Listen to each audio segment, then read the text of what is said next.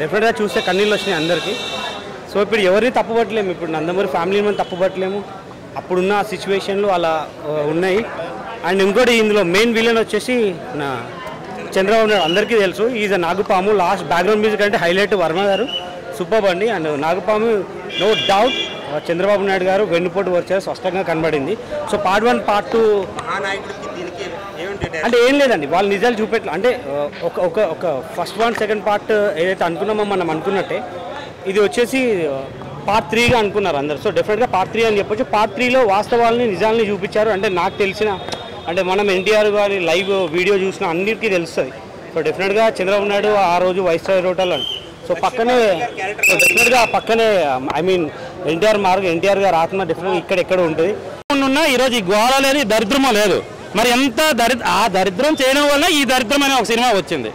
ఇప్పుడు అది చేయకపోతే ఇప్పుడు రాదు కదా, హ్యాపీగా ఉండేవాళ్ళు కదా. ఇంకో నేను చెప్తా, ఫ్యామిలీ పరంగా కొన్ని వందలు ఉండొచ్చు. చంద్రబాబు నాయుడు గారు ఏమీ మీకు అన్యాయం చేశారు ఆ ప్రజలకి. ఇప్పుడు రాజశేఖర రెడ్డి గారు ఆరోగ్యశ్రీ పెట్టారు అని మీరు హ్యాపీగా ఫీల్ అవుతున్నారు. ఇప్పుడు చచ్చిపోయే టైంలో ఏమైనా బాగలేకపోతే ఆరోగ్యశ్రీ అనేది ఉపయోగపడుతుంది అని అంటున్నారు. మరి బతికినన్నాళ్ళు ఒక ప్రాజెక్ట్ ఒకటి ఆయన ఒక పథకం పెట్టాడు కదా, అది మీకు ఎవరికీ గుర్తులేదా? అదే డ్వాక్రా. నువ్వు చచ్చిపోయినప్పుడు హెల్ప్ చేసే రాజశేఖర రెడ్డి గారు మీకు గుర్తుండేటప్పుడు అసలు నువ్వు బతికుండడానికే హెల్ప్ చేసినా చంద్రబాబు నాయుడు మీకు ఎందుకు గుర్తు రావట్లేదు? ఒకప్పుడు ఆడదానికి ఒక 10 రూపాయలు కావాలంటే బట్టలు ఉతికేటప్పుడు జేబులు చెక్ చేస్తే ఒక 10 రూపాయలు దొరికితే ఆ 10 రూపాయలు కూడా పిల్లలు స్కూల్కి వెళ్తే వాళ్ళకి ఇవ్వడానికి ఒక భార్యలు ఉపయోగించుకునేవాళ్ళు.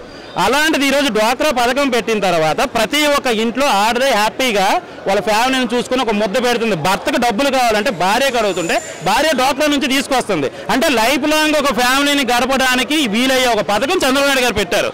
అది కరెక్టే కాదా చెప్పండి? అది దానివల్ల ఉపయోగం ఉందా లేదా? కాబట్టి సో ఫ్యామిలీ పరంగా 100 ఉన్నా ఇప్పుడు నా బాబు ఎవరితోనో అక్రమ సంబంధం పెట్టుకుంటే నేను ఒప్పుకోను, మీ బాబు పెట్టుకుంటే ఒప్పుకోను. మనకు అసలు తోకలేదు తొణుములేదు, పక్కడికే మనం తెలియదు. మనమే ఇంత ఒప్పుకోకపోయినాడు వాళ్ళు ఎందుకు ఫీల్ అవ్వరు చెప్పు? వాళ్ళకున్న ప్రాబ్లమ్స్ వాళ్ళకు ఉంటాయి. అంటే ఆ సమయంలో కొడుకులు చూసుకుంటలేదు నన్ను అని చెప్పి నాకు తోడు కావాలి. భయ ఒక విషయం చెప్పనా, మన కనీ పెంచిన తల్లిదండ్రుల కంటే అర్జెంటుగా ఫోన్ చేసిన గర్ల్ ఫ్రెండ్ దగ్గర మనం పరిగెత్తి వెళ్ళిపోతాం. ఎక్కడో ఉండి సొల్లు చెప్తావు, ఫోన్ చెప్తే వస్తానా అంటాం.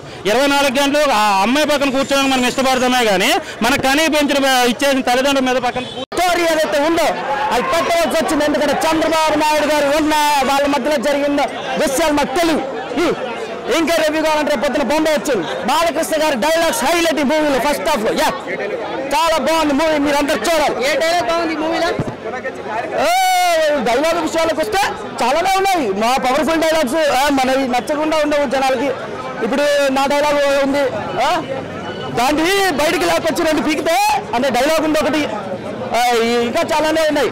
నాడు గారు మరి మిమ్మల్ని నమ్మకుండా ఉంటే ఎలా అదే డైలాగ్ కానివ్వండి, చాలా ఉన్నాయి. ఇలాంటి ఫస్ట్ హాఫ్ లో మీరు చూడండి, చాలా ఉన్నాయి ఇలాంటివి. Thank you. ఇంకా రివ్యూ కావాలంటే రేపు పొద్దున బొంబాయి వచ్చింది. Thank you. సినిమా ద్వారా వాట్ షీఈస్ అనేది చాలా బాగా తెలిసింది. And really appreciate Ram Gopal Varma గారు. సినిమాలో ఏ క్యారెక్టర్ అంటే ఇప్పుడు మన కథానాయకుడు కానీ మహానాయకుడు కానీ మన ఎన్టీఆర్ఏ గొప్ప, మిగతా వాళ్ళందరూ చంద్ర అని చూపించారండి. ఈ సినిమాలో ఎన్టీఆర్ గారి గొప్పతనం కానీ లక్ష్మీ పార్వతి గారి గొప్పతనం కానీ ఏది హైలైట్ చేయకుండా ఎవరి ఫాల్ట్స్ వాళ్ళ దగ్గర పెట్టి ఎవరి గొప్పతనాలు వాళ్ళ దగ్గర చూపించారు. అంటే ఒక్కరి దృష్టి పట్లనే సినిమా తీసినట్టు లేదు, అందరినీ కవర్ అయ్యేట్టు తీశారు. అదే జై ఎన్టీఆర్. సినిమాలో అయితే చంద్రబాబు నాయుడు ఏ రకంగా వెన్నుపోటు పొడిచాడనేది చాలా స్పష్టంగా చూపించిండు.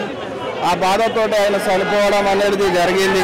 లక్ష్మీ పార్వతి ఆయన జీవితంలో వస్తే ఎట్లా ఒప్పుకోలేదు ఆయన కుటుంబ సభ్యులు, అది చాలా వివరంగా చూపించింది. ఉన్నట్టే చూపించింది. కొంచెం సెన్సార్ వాళ్ళు కొంచెం డైలాగులు ఇంకా కట్ చేయకుండా ఉంటే ఇంకా బాగా వస్తుండే సినిమా. కాకపోతే చాలా అద్భుతంగా చేసిండు. ఒక సినిమా పరంగా చూస్తే చంద్రబాబు నాయుడు క్యారెక్టర్ చేసిన యాక్టర్ చాలా సూపర్గా యాక్టింగ్ చేసిండు అని చెప్పాలి. ఎక్సలెంట్ యాక్టింగ్ చేసిండు. కుట్రదారుడు చంద్రబాబు నాయుడు అని నమ్మడానికి చాలా దగ్గరగా ఆర్జీవి గారు సినిమా తీశారు. అంటే ఎన్టీఆర్ జీవితంలోకి వచ్చిన చాలా మందిలో చంద్రబాబు నాయుడు గారు కావచ్చు, లక్ష్మీ పార్వతి గారు కావచ్చు, ఆయన యొక్క ఏదైతే అనుభవించిన ఒక రామరాజ్యం అనే దానికి తూట్లు ఏ విధంగా పడ్డాయి, అసలు అసలు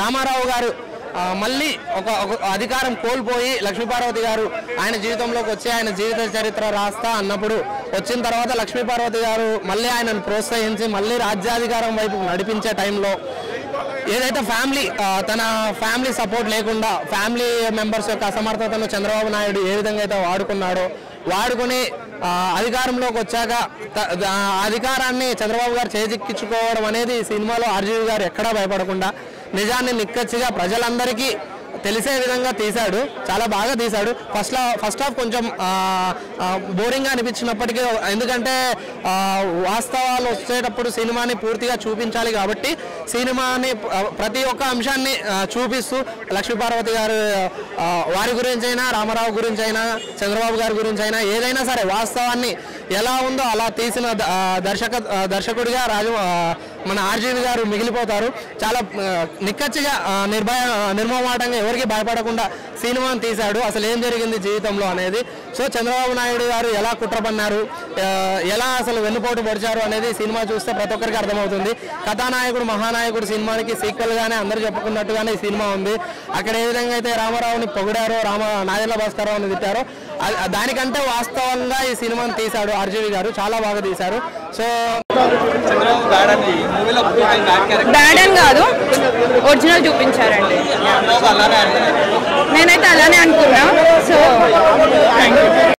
ఎటువంటి అధికార దుర్వినియోగానికి ఆయన లోనవ్వకుండా సినిమా చాలా బాగా తీశారు. ఒకటి చెప్తున్నా అండి, 22 ఏళ్ల క్రితం నందమూరి తారక రామారావు గారు జనంలోకి వచ్చి ఏ నిజాన్ని అయితే చెప్పాలనుకున్నారో అది ఈ రోజు రామ్ గోపాల్ వర్మ గారు తెరకెక్కించి జనాలకి చెప్పడం జరిగింది. 40 ఏళ్ల అనుభవం ఉన్న వ్యక్తి, 14 సంవత్సరాల నుంచి ముఖ్యమంత్రిగా చేస్తున్న చంద్రబాబు నాయుడు గారు 2.5 గంటల సినిమాకి ఎందుకు భయపడ్డారో, ఇవాళ ఎందుకు దాన్ని ఆంధ్రాలో బ్యాన్ చేశారో ఇప్పుడు అర్థమవుతుంది. ఇది ఒక్కటి గనక రిలీజ్ అయ్యి జనాలకి నందమూరి తారక రామారావు గారు చెప్పాలనుకున్న నిజాన్ని గనక ఇవాళ ఆంధ్రప్రదేశ్ చూస్తే ఒక్క మీటింగ్లో కూడా చంద్రబాబు నాయుడు గారు నిలబడిన పొజిషన్ అండి. ఇవాళ ఆంధ్రప్రదేశ్ చూస్తే ఏ ప్రజలు ఏ తమ్ముళ్ళు అయితే ఉన్నారని చెప్పుకుంటున్నారో ఆ తమ్ముళ్ళని తిరగబడి చంద్రబాబు నాయుడు గారిని కొట్టే పరిస్థితి వచ్చిందండి. అందుకనే చంద్రబాబు నాయుడు గారు కేవలం ఈ సినిమాని బ్యాన్ చేయాలని చూశారు. కానీ ఆర్జీవి గారు చేశారు. తెలంగాణ హైకోర్టుకి నిజంగా రుణపడి ఉంటాం. సరైన సమయంలో సరైన నిజాన్ని ప్రజలకు తెలియజేశారు. ఒకటి అడుగుతా అండి, చంద్రబాబు నాయుడు గారు మీరేమైనా మంచోళ్ళు, ఉత్తమ పురుషులు అని చెప్పి ప్రపంచం ఏమైనా మీకు అవార్డు ఇచ్చిందా? మీ మాటలు ఎందుకు ఆంధ్ర ప్రజలు నమ్మాలి? మీరు వచ్చి 2014లో బీజేపీకి ఓటేయండి, కాంగ్రెస్కి ఓటేస్తే పిల్ల కాంగ్రెస్ వైఎస్ఆర్సీపీ ఓటేస్తే కాంగ్రెస్కి ఓటేసినట్టే అని చెప్పారు. ఇవాళ వచ్చి అదే కాంగ్రెస్కి ఓటేయాలని చెప్పారు. 4 ఏళ్ళు మీరు బీజేపీ ప్రభుత్వంలో ఉండి స్పెషల్ ప్యాకేజ్ బాగుంది అని చెప్పి ఇవాళ రోజున మళ్ళీ స్పెషల్ స్టేటస్ కావాలని చెప్పి ఎందుకు ప్రజలను మభ్య పెట్టాలని చెప్పి చేస్తున్నారు? మీ నీతిమాల రాజకీయాలు, లాలూచి రాజకీయాలు ఆంధ్ర ప్రజలు వినడానికి సిద్ధంగా లేరు. ప్రజలు చాలా తెలివి మీరున్నారు, వాళ్ళకి అన్నీ తెలుస్తున్నాయి. మీరు చాలా జాగ్రత్తగా ఉండండి. మూవీ రేటింగ్ 4/5 అన్న, 5కి 4 అన్న. చాలా బాగా తీశారు. Thank you.